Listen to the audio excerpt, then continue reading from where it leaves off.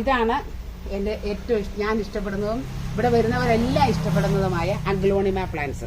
Chinese evergreen എന്നറിയപ്പെടുന്ന aglaonema plants. ഇത് ശരിക്കും നമ്മൾ എല്ലാവർക്കും നമസ്കാരം. ഞാനിത് കട്ടപ്പന പുളിയമ്പല റോഡിൽ മനോഹരമായിട്ടുള്ള വീടും ചുറ്റുവട്ടവും വീടിൻ്റെ മുറ്റം എങ്ങനെ അലങ്കരിക്കാമെന്നുള്ളതിനെ കുറിച്ചിട്ട് വളരെ നന്നായിട്ട് അറിയാവുന്ന പ്രിയപ്പെട്ട സൈലി ടീച്ചറാണ് നമ്മളോടൊപ്പം. നമസ്കാരം. നമസ്കാരം.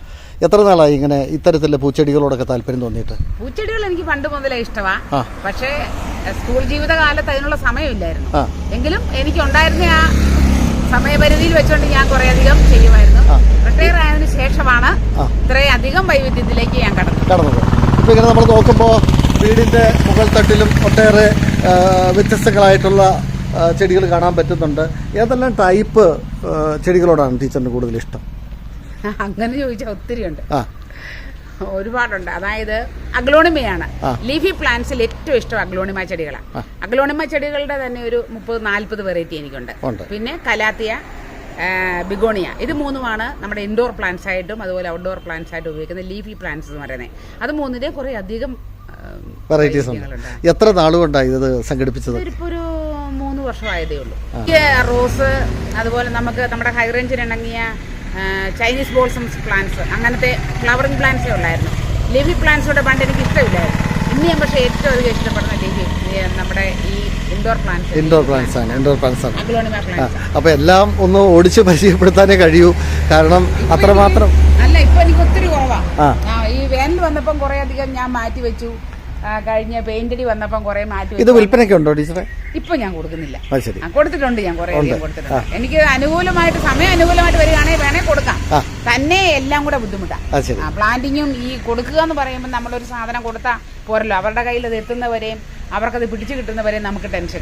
അതുകൊണ്ടാണ് ഒരു ബുദ്ധിമുട്ട്. മാത്രമല്ല വെജിറ്റബിൾ പ്ലാന്റ്സ് ഞാനിവിടെ കാണുന്നുണ്ട്. അതും ആ വെജിറ്റബിൾ പ്ലാന്റ്സ് വെറും ചെടിച്ചട്ടിയിലാണ്. അതും വലുതല്ല, ഒരു 7 ഇഞ്ച് ചെറിയ ചെടിച്ചട്ടി. ഒരു പൂച്ചെടി നടന്ന പോലെ തന്നെ. അതായത് നമ്മുടെ വീട്ടിലേക്ക് ആവശ്യത്തിനുള്ള പച്ചമുളകും അതുപോലെ വഴുതനയും ഇതെല്ലാം ഇന്നലെ മിനിങ്ങാന്നുമായിട്ട് പറിച്ചു തീർന്നു. നല്ല കടും വയലറ്റ് വഴുതനങ്ങയായിരുന്നു, തീർന്നു. ഇനി അടുത്ത സെക്ഷൻ പൂത്ത് വരണം. ഇത് നമ്മള് പച്ചക്ക് കഴിക്കുന്ന ആ നമ്മുടെ വെള്ളരിയില്ലേ, അതായത് അത് നല്ല വലിപ്പത്തിൽ ഒരു ഇത്രയും വലിപ്പത്തിൽ ഒരു 1/2 കിലോ കൊണ്ടുവരണം.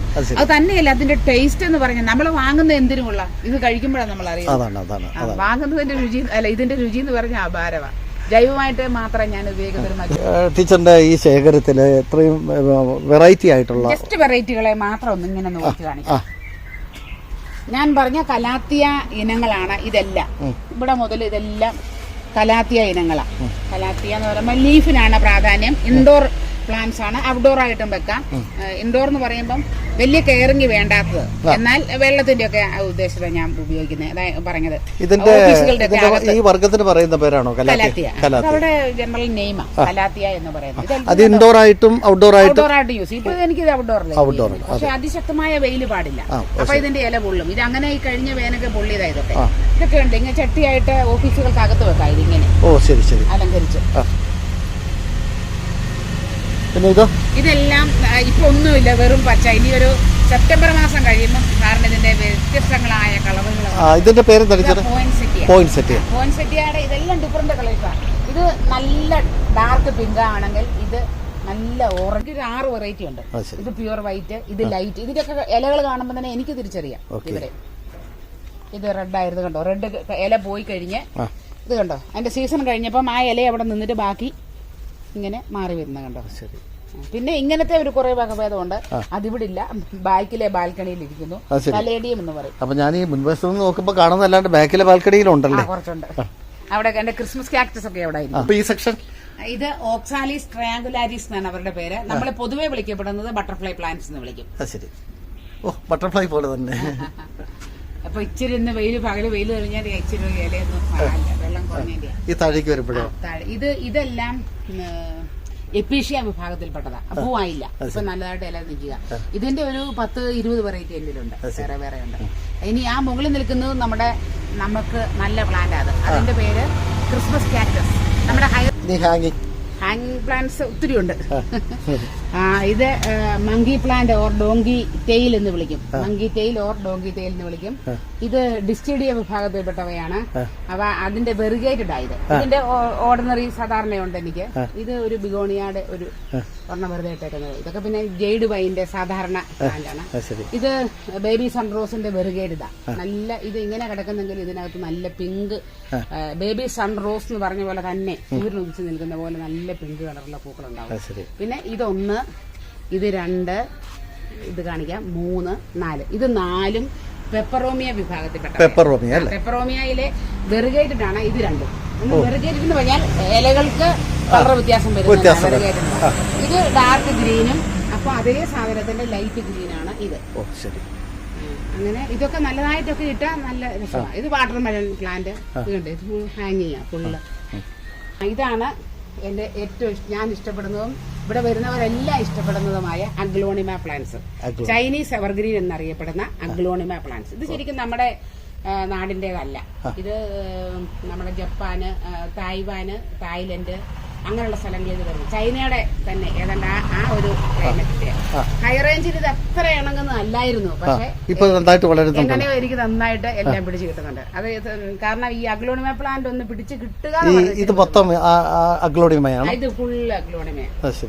അഗ്ലോണിമയുടെ വ്യത്യസ്തങ്ങൾ ഇതെല്ലാം വ്യത്യസ്തം. സാറേ ഇത് കാണുമ്പം ഒറ്റയടിക്ക് നമുക്ക് തോന്നും ചെറിയ ചെറിയ ഇതേ ഉള്ളെന്ന്. പക്ഷെ ഇതെല്ലാം ഡിഫറൻറ്റ് പറയും. തന്നെ ഇതെല്ലാം നല്ല വിലയുള്ളതുമാണ്. ഇത് ഇങ്ങോട്ട് വന്നിട്ട് ഞാൻ പറഞ്ഞുതരാം. ഇത് 10 ക്യാരറ്റ് എന്ന് പറയും. 10 ക്യാരറ്റ് അതുപോലെ വിലയുണ്ട് ഇതിന്. നല്ല വിലയുള്ള പ്ലാന്റ്. ഇതിന്റെ ഒരു ഷൂട്ട് ഞാൻ 750 രൂപയ്ക്ക് ചെറിയൊരെണ്ണം വാങ്ങിച്ചു. ഇപ്പൊ എനിക്ക് ഇഷ്ടംപോലെ ഷൂട്ട്സ് ഉണ്ട്. കണ്ടില്ലേ? ഇതെല്ലാം 10 ക്യാരറ്റ് ആണോ? അല്ലല്ല, അല്ല. ഇത് 10 ക്യാരറ്റ് ആണെങ്കിൽ ഇത് റെഡ് പനാമ.